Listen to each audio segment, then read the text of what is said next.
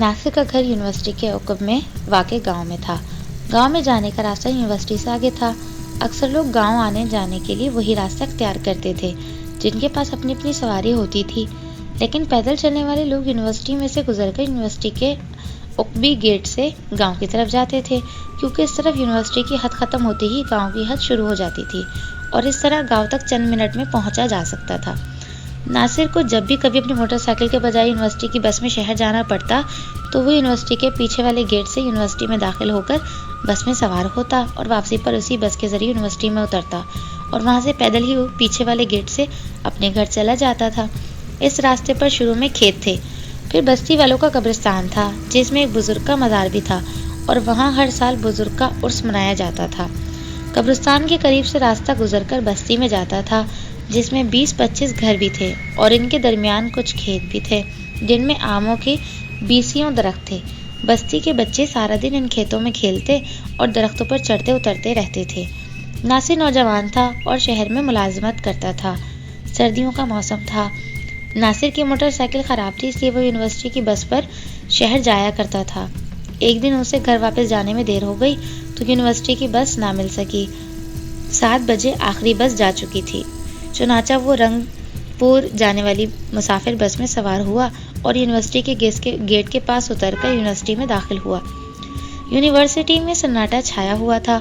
वो यूनिवर्सिटी के पीछे वाले गेट की तरफ बढ़ने लगा। चोरी चकारी के खतरे के सबब सर्दियों में रात 9 बजे के बाद वो गेट बंद कर दिया जाता था, जबकि दाखिली गेट खुला रहता था क्योंकि इस पर मुसलसल गार्ड पहरा देते थे। अभी नासिर गेट से 10-15 कदम पीछे ही था कि अचानक पीछे गेट से उससे कदमों की आहटें सुनाई दी। उसने मुड़कर देखा तो आहटें बंद हो गईं और इसके पीछे दूर तक पुख्ता सड़क सुनसान पड़ी थी। नासिर को हैरत तो हुई, मगर फिर उसने उसे अपना वाहिमा ख्याल किया और दोबारा आगे बढ़ने लगा। फौरन ही पीछे से फिर वही कदमों की आहटें बुलंद होने लगीं। नासिर ने फिर पलटकर देखा तो पीछे कोई न था। उसके जहन पर खौफ तारी होने लगा क्योंकि इसके मुड़ते ही आहटें बंद हो गई थी। ये महसूस करके कि कोई नादीदा शख्स इसके पीछे है, नासिर खौफ के मारे तेज कदम बढ़ाने लगा। इस मरतबा आहटें न सुनाई दी गईं। गेट खुला था, लेकिन अभी वो गेट से 5-6 कदम दूर ही था कि एकदम आहिनी गेट बंद हो गया। ये देखकर नासिर और भी डर गया क्योंकि गेट बंद करने वाला उसे नजर न आया था। वो रुककर सोचने लगा कि गेट खुद ब खुद कैसे बंद हो गया, लेकिन उसे कुछ समझ में न आया। तो फिर वो आगे बढ़ा। गेट ज़्यादा बुलंद न था और उसके बालाई निसफ हिस्से में आहिनी सुलाखें लगी हुई थी। इन सलाखों के दरमियान 2 इंच का फासला था जिससे इंसान तो क्या, बिल्ली भी नहीं गुजर सकती थी।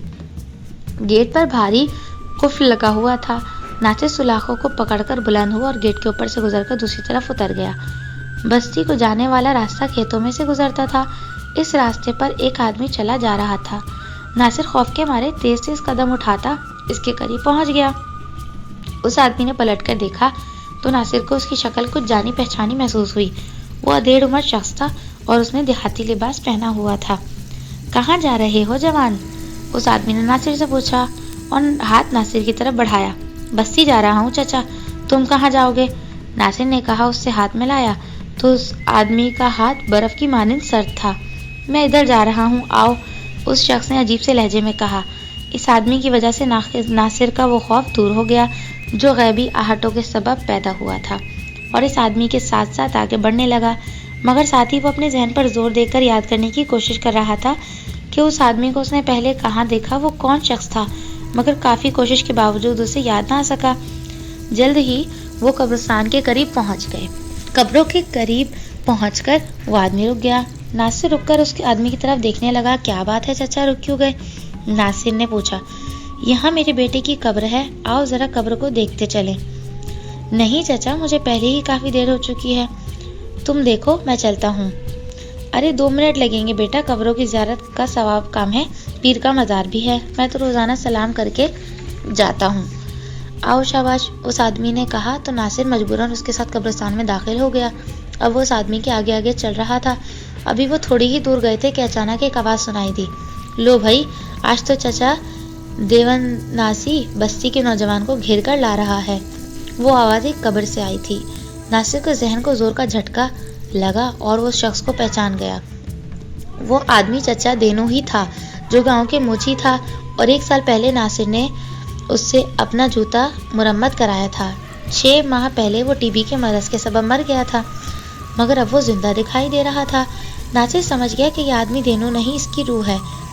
इसी लम्हे बाएं जानिब एक कब्र से आवाज आई, हाँ भाई, पहले दिनों अजनबी लोगों का शिकार करता था, आज शायद उसे बाहर से कोई शिकार नहीं मिला, इसलिए अपनी ही बस्ती के जवान को पकड़ कर लाया है। बड़ा नमक हराम है। नासिर कब्रों से आने वाली आवाजों से और भी डर गया और फौरन ही पलटकर दौड़ते हुए चीखने लगा। पीछे से दिनों की आवाज आई, ठहरो नासिर, रुक जाओ, ये लोग झूठ बोल रहे हैं, हसद करते हैं मुझसे। नासिर ने कदम ना रोके, वो दौड़ता हुआ कब्रिस्तान से निकला और बस्ती की तरफ दौड़ने लगा। वो समझ गया था कि दिनों की रूह खून आशाम है, जो रोजाना किसी राहगीर को घेर कर कब्रिस्तान में लाती है और इसका खून पीती है। वो दौड़ता हुआ बस्ती में दाखिल हुआ, अपने घर के पास पहुंचकर जोर जोर से दरवाजे पर हाथ मारने लगा। वो दहशत से बुरी तरह कांप रहा था और सर्दी के बावजूद उसके जिस्म से पसीना निकल रहा था।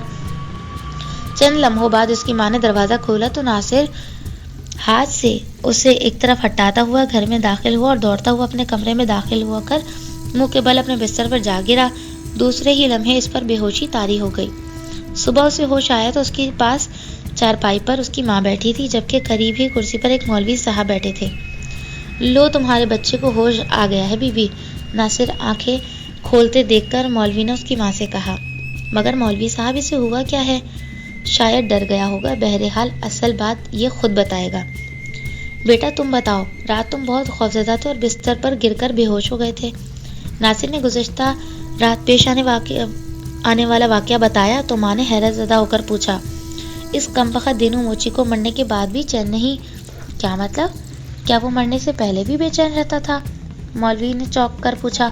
हाँ मौलवी साहब, आप तो इस बस्ती की मस्जिद में अब आए हैं और अभी आपको 2 महीने ही हुए हैं यहाँ रहते हुए, इसलिए आपको दिनों के बारे में कुछ मालूम नहीं। लेकिन साल पहले उसने किसी पर गुस्से में आकर अपने बेटे का हथौड़ी से सर में ज़रबे लगाकर मार डाला था और फिर सुबह के वक्त शोर मचा दिया कि रात को किसी ने उसके बेटे को हथौड़े से मार डाला। चूँकि इन दोनों को चोरों का एक टोला लोगों को हथौड़ी से कत्ल करने में मशहूर था, इसलिए गांव वालों ने यकीन कर लिया कि मोची के बेटे को इसी हथौड़ा ग्रुप ने कत्ल किया है। किसी को शक ना हुआ कि दीनू ने खुद उसे कत्ल किया है, लेकिन दीनू उसके बाद से अपने गुनाह की वजह से बेचैन रहने लगा। बीवी तो पहले ही फौत हो चुकी थी, इस बेचैनी के सबब वो खुद भी बीमार होकर चल बसा। नासिर की माँ ने तफसील से बताया तो मौलवी हैरान रह गया। मौलवी ने नासिर पर कुरानी आयत का दम किया, फिर एक नक्श लिखकर नासिर की माँ को दिया और हिदायत की कि उसे किसी कपड़े के टुकड़े में सी कर नासिर के दाहिने बाजू पर बांधें। उस तावीज़ के सबब आइंदा नासिर को डर नहीं लगेगा और ना ही बदरू या जिन्नात उसके करीब आएंगे। मौलवी साहब, क्या वाकई कब्रिस्तान में बदरुएं होती हैं? नासिर से पूछा। हाँ बेटा, लेकिन वो बेचैन रूहें होती हैं जिन्हें उनके गुनाहों की सबब यानी ऊपर जाने की इजाज़त नहीं मिलती और वो अपने करीब की इलाके में भटकती रहती हैं। लेकिन कब्रों से आवाज़ें कैसे आती हैं? कब्र में तो लाश होती है, इसकी हड्डियाँ सिर्फ। दरअसल बाज़ रूहें कब्र के अंदर अपने जिस्म के पास रहती हैं और बाज़ बाहर घूमती रहती हैं। रूहें एक दूसरे को पहचानती हैं, लेकिन वो ऐसा अमल क्यों करती हैं? क्या उसे कब्रिस्तान में डर नहीं लगता? नहीं, आबिद बहुत बीमार आदमी था। वो आधी रात होने के 1 घंटा पहले कब्रिस्तान में जा पहुंचा और एक कब्र के सिरहाने बैठकर अमल पढ़ने लगा। आधी रात के बाद हल्की आवाज़ सुनाई दी। आबिद ने उधर उधर देखा तो कोई नहीं था। फिर उसने गौर से सुना तो वो आवाज़ चंद फीट की दूर कब्र से आ रही थी। यूँ लगता था जैसे कोई आदमी किसी को कुछ बता रहा हो।